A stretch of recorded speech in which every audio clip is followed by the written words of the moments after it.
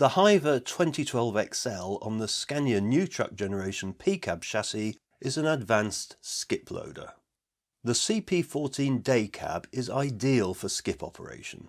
It incorporates the new 7-litre engine, available in 220, 250 or 280 horsepower versions, all of which are around 300 kilograms lighter than a 9-litre engine, giving a greater payload and making it perfect for this type of application. The engine is matched perfectly to the Scania 2-pedal OptiCruise gearbox. The smooth automated operation means less distraction for drivers, meaning they can keep their focus on safety for themselves and other road users. Talking of safety, the new generation P-cab has improved direct vision by moving the driving position forward and to the side, making it great for congested urban roads. By taking an in-depth look at the intended operation for the truck, Scania can optimize the specification to produce a tailor-made application. This chassis with the Hyva skip loader features an additional safety mirror so the operator can check the near side of the vehicle and skip, safety ladders, automatic sheeting system, and meets all the requirements of the most up-to-date standards. Safety is always the #1 priority. When operating the skip loader, you should always wear the right personal protective equipment: a hard hat, high-vis vest or jacket, protective shoes or boots, gloves, and goggles or glasses where necessary. While loading, unloading or tipping, keep looking all around the vehicle and the loading zone for pedestrians, especially children, and stop the operation immediately if anyone strays into the area. Make sure the vehicle is parked on firm, level ground with no overhead cables. Your driver's daily check must cover the correct operation of the loading equipment, including the emergency stop button. As soon as it's pressed, the skip loader must stop operation instantly. Finally, don't forget to check that the 2 ladders and the boat hook are all properly secured. The hydraulic levers control the following functions: both main arms up and down, near side jack leg up and down, offside or driver's side jack leg up and down, synchronous telescopic arms in and out, and finally these 2 control independent telescopic arms in and out. Next to the levers is the tip hook switch, moving the hook up or down. Then there's a block of 4 buttons. Blue is the fast offload button, used in conjunction with the main arm lever for empty skips only. Green is the hold to run button, which you must press while operating any of the hydraulic levers. Black raises the idle speed of the engine. And finally the red emergency stop button, which must be tested at least twice a day.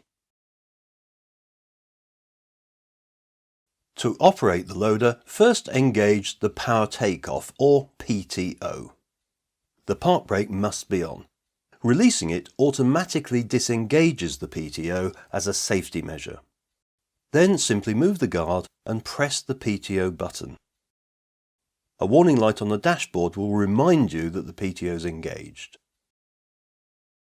5 more warning lights tell you if any part of the loading equipment is not in the stowed travelling position. There's a light to warn you that the main arms are not stowed, 1 for each of the telescopic arms and 1 for each of the jack legs. Before moving off, you must check that all these warning lights are out. The in-cab height indicator must always be set to the maximum height being carried, and of course you must never exceed the permitted axle weights or gross vehicle weight. To pick up a skip, check the area, then lower the jacks to support the truck, but not so far that you lift the back axle. Bring the arms over and check as you go, using the additional mirror to look down the near side. The skip stops can be adjusted to suit the size of the skip. Put gloves on to handle the key plates and fit them to the skip trunnions always using the small holes. Then check round once again before lifting. Start lifting and extend the telescopic arms out to clear the back of the truck if you need to, but only as far as necessary. Remember, extending the arms reduces the lifting capacity.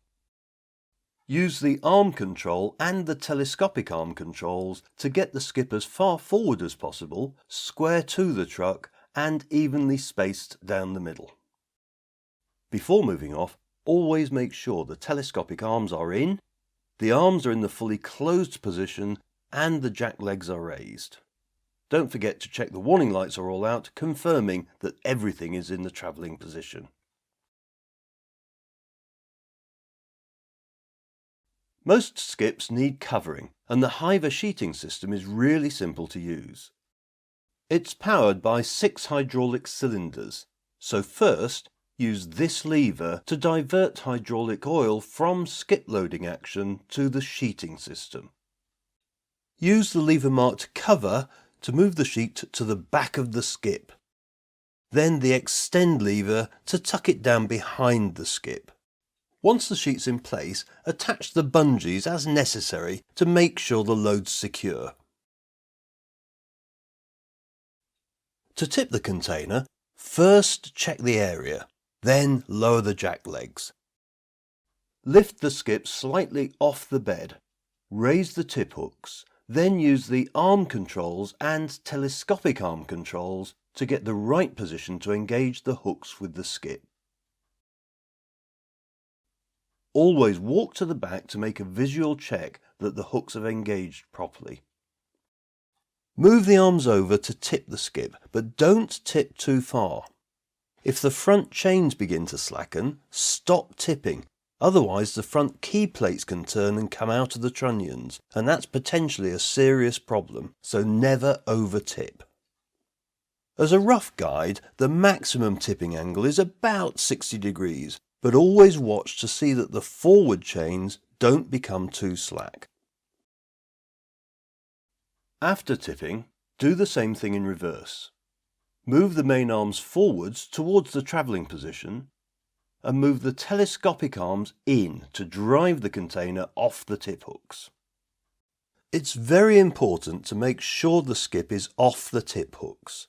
If they remain engaged as the skip is moved forward, you'll turn the tip hooks too far and risk serious damage to the container or the loading equipment. Always walk round the back and make certain the hooks are released. After disengaging the tip hooks, the container can be lowered onto the bed. Then raise the jack legs. Finally, always remember to check for people in the loading area, use the correct personal protective equipment, and never exceed the axle weights or the gross vehicle weight. If you have any questions, please contact us.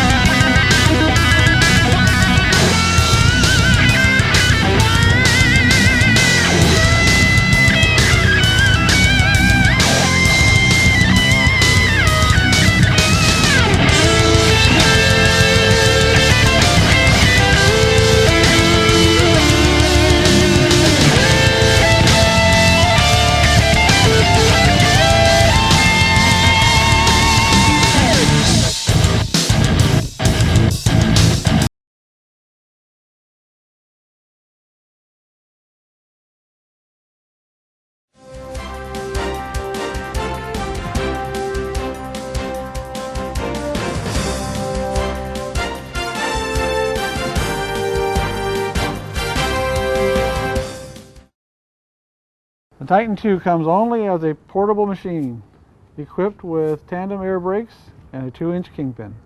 A 125 horsepower electric motor, also available with a Caterpillar diesel. Special stabilizer jacks are included as standard equipment, so the machine can be used with or without a towing vehicle. This machine is equipped with 3 piston pumps that produce over 3,000 psi. Refer to your manual for daily maintenance procedures. Hydraulic flipper is used to hold tire when cutting. Side rollers hydraulically lift up for transportation.